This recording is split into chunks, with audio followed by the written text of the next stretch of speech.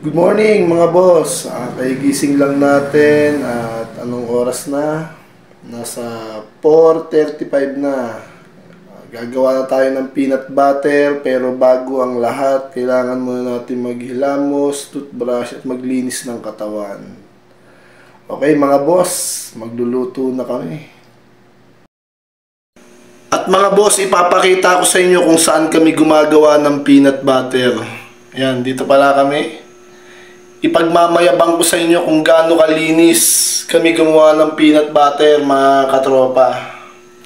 Diyan kami gumagawa. Mas masarap kasi sa pakiramdam at mas masarap sa magtrabaho kung malinis ang kapaligiran. Ganyan kami kapreparado sa pagluluto ng peanut butter na inihahain namin sa inyo, mga kabosing. Mga bossing, nagluluto na tayo. Siyempre, kailangan habang nagluluto, naka-hairnet tayo mga boss para hindi malaglagan ng buhok yung ating niluluto. Ganyan tayo kalinis sa Sir Chief, mga bossing. Gwapo na yung nagluluto, malinis pa.